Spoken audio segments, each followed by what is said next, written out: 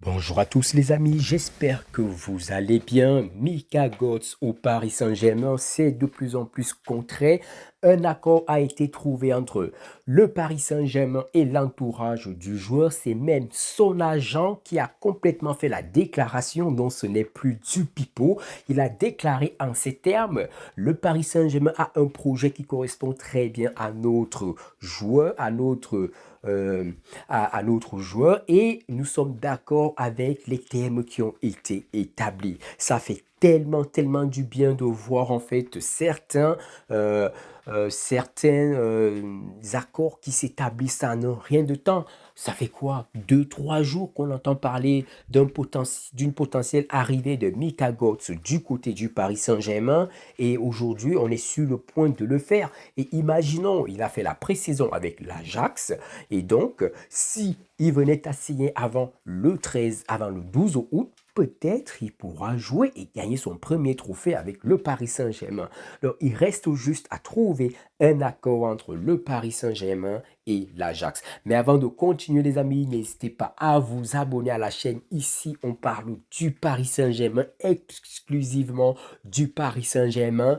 La saison 2025-2026-2027 commence dans quelques semaines. Le tripit est en marche et peut-être ce joueur va nous permettre en fait d'atteindre ce tripit. Je le rappelle, la saison dernière, c'est Kangin Lee et Gonzalo Ramos qui nous permettent de lancer notre saison face à Tottenham au trophée à la Super Coupe d'Europe. Alors, est-ce que ça sera Mika Götze cette saison avec Akliouche? Je ne sais pas, mais dans tous les cas, je suis tellement hype par ce joueur. Son profil, attention parce que je ne l'ai pas dit, il est important qu'on en parle. Mika Götze, ce n'est pas un profil à la Bradley Barcola. Je vous ai montré ici, par exemple, je vous ai montré sur mes réseaux TikTok, en fait, des visualisations où j'ai comparé le radar de Kvaratskhelia et de Mika Götze la saison dernière. Et on voit très bien que Mika Götze a été plus décisif que Kvaratskhelia, mais ça ne veut pas dire qu'il est plus fort. Mais quand on regarde en fait ces radars, on voit immédiatement que les deux joueurs ont les mêmes zones préférentielles. C'est des très bons dribbleurs. C'est surtout Mika Götze. Ce qui me plaît avec lui, c'est que c'est un serial passeur décisif. C'est un joueur qui fait beaucoup de passes décisives, qui met aussi beaucoup de buts. La saison dernière, c'est 17 buts, 15 passes décisives. C'est énorme pour un jeune joueur. Ça montre tout simplement qu'il a la capacité à être décisif. Oui, l'Ajax n'a pas joué grand-chose la saison dernière et l'Eredivisie, ce n'est pas la Ligue 1, ce n'est pas la Ligue des Champions, mais il a beaucoup de talent. Si Luis Enrique le veut, c'est qu'il peut apporter quelque chose. Et ce qui est encore intéressant, c'est que c'est un joueur Luis Enrique compatible.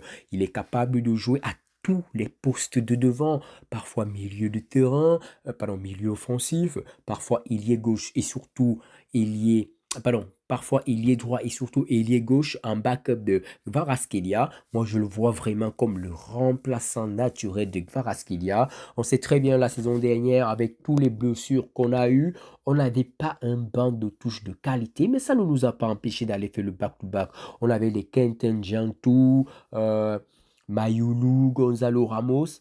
Je ne suis pas du tout en train de critiquer ces joueurs. Au contraire, ils nous ont tellement fait du bien contre le Barça, quand il n'y avait pas les tauliers, contre l'OM au Trophée des Champions, en Coupe intercontinentale, même en Ligue des Champions. Tous ces joueurs ont participé à ce qu'est le Paris Saint-Germain aujourd'hui. Donc, on ne va pas du tout cracher sur eux.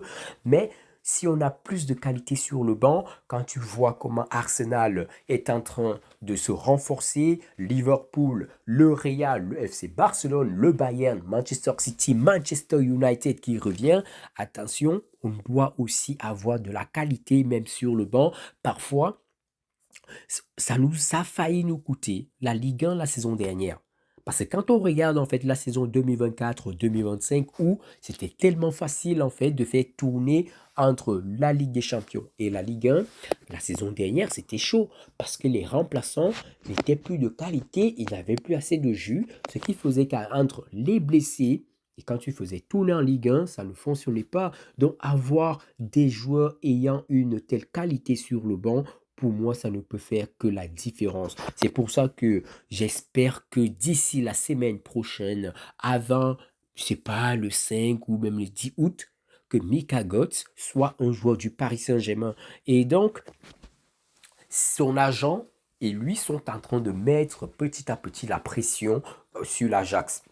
L'Ajax, oui, il y a j'allais dire le CEO, je pense soit le directeur sportif de l'Ajax qui a déclaré que Mika Götze n'est pas du tout à vendre, mais sauf qu'on est pendant le mercato et si un joueur a fait une déclaration publique en disant qu'il veut rejoindre un club, et ici le Paris Saint-Germain, ça change complètement la donne. Ça change la donne. C'est un joueur qui est évalué aux alentours de 30 millions d'euros. L'Ajax va peut-être demander 60. Je pense que le Paris Saint-Germain ne va jamais donner les 60 parce que le joueur veut partir. Son agent a déjà trouvé un accord avec le Paris Saint-Germain. C'est une opération pour moi qui va aller très très vite. Que Barcola parte du Paris Saint-Germain ou pas, ça c'est le genre de joueur qu'on appelle l'avenir. Beaucoup de gens sont sceptiques. J'ai envie de dire, mais les gars, aujourd'hui on est content d'avoir Joao Neves.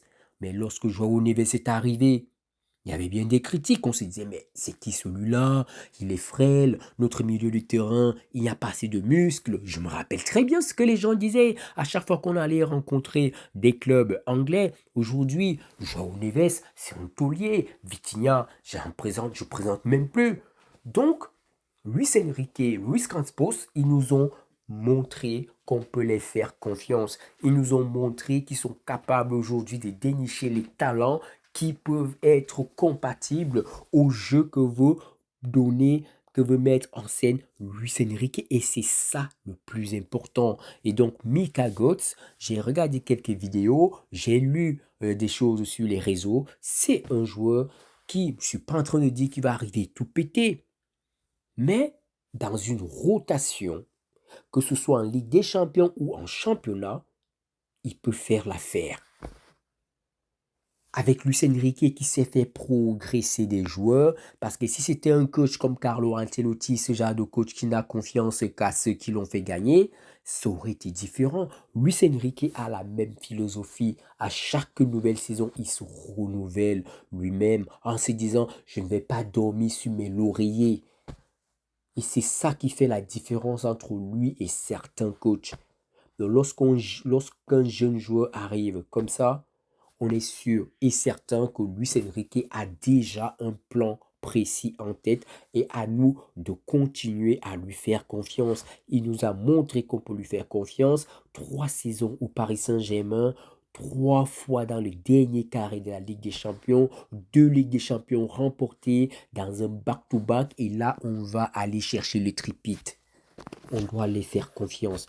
Donc, la semaine va commencer. On va essayer de suivre ce dossier. Donc, n'hésitez vraiment pas à vous abonner si vous ne voulez rien rater. Surtout, activez les notifications. Il y a des vidéos que je publie tous les jours. Parfois, c'est 1, 2, 3, 4, 5, 10 vidéos.